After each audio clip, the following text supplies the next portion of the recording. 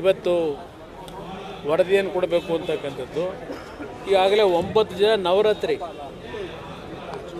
ಇನ್ನು 6 ದಿನದಲ್ಲಿ ಎಲ್ಲಿಂದ ವರದಿ ಕೊಡ್ತಾರೆ ಇವರು? ತಗೊಳ್ಳಿಕ್ಕೆ ಸಾಧ್ಯ?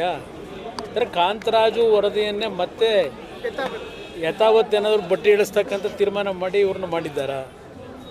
ಮತ್ತು ಒಂದು ಹೇಳ್ತಾರೆ ಅದು ಸ್ಟ್ಯಾಚ್ಯುಟರಿ ಬಾಡಿ, ಅದಕ್ಕೆ ನಾನೇನು ಡೈರೆಕ್ಷನ್ ಕೊಡಲಿಕ್ಕಾಗಲ್ಲ ಅಂತ ಹೇಳ್ತಾರೆ ಮುಖ್ಯಮಂತ್ರಿಗಳು. ನೆನ್ನೆ ದಿನ ಏನಾದರೂ ಬದಲಾವಣೆ ತರಲಿಕ್ಕೂ ನಮಗೆ ಪವರ್ ಇಲ್ಲ ಹೇಳಲಿಕ್ಕೆ ಅಂತ ಹೇಳಿ. ಆಗಿದ್ದು ಯಾವ ಮಟ್ಟಕ್ಕಾಗ್ಬೋದು? ನಾವು ಇಲ್ಲಿ ನಮ್ಮ ಸಮಾಜದ ಒಂದು ಭವಿಷ್ಯಕ್ಕೋಸ್ಕರವಾಗಿ ಈ ಸಮಾಜಕ್ಕಾಗಿರತಕ್ಕಂಥ ಅನ್ಯಾಯದ ವಿರುದ್ಧ ಧ್ವನಿ ಎತ್ತಲಿಕ್ಕೆ ಪರಮ ಪೂಜ್ಯರ ಒಂದು ಡೈರೆಕ್ಷನ್ ಮೇಲೆ ನಾವೆಲ್ಲ ಸೇರಿದ್ದೇವೆ.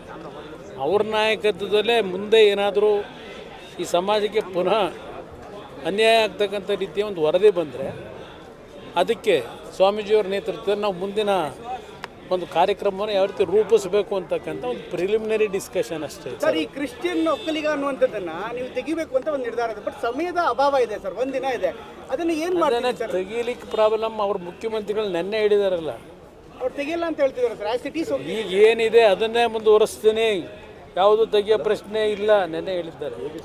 ಇನ್ನೊಬ್ಬರು ಮಂತ್ರಿ ಒಬ್ಬರು ಹೇಳಿದ್ದಾರೆ, ಉತ್ತರ ಕರ್ನಾಟಕದ ಕಡೆಯವರು, ನನ್ನ ಹಳೆ ಸ್ನೇಹಿತನೇ. ಈಗಿನ ಒಂದು ಆಯೋಗ ಒಂದು ಉತ್ತಮವಾದಂಥ ಆಯೋಗ, ಇದರಿಂದ ಒಳ್ಳೆಯ ನಿರೀಕ್ಷೆಯನ್ನು ಇಟ್ಕೋಬೋದು ಅಂತ ಅವ್ರು ಹೇಳ್ತಾರೆ. ಈಗಿನ ಆಯೋಗ ಉತ್ತಮವಾದಂಥ ಸತ್ಯ ಹೊರ ಕೊಡ್ತಕ್ಕಂಥ ಆಯೋಗ ಅಂತ ಹೇಳಿದ್ದಾರೆ. ಹಾಗಿದ್ರೆ ಕಾಂತರಾಜು ವರದಿ ಕೊಟ್ಟಿದ್ದು ಅಸತ್ಯದ ಆಯೋಗವಾದು.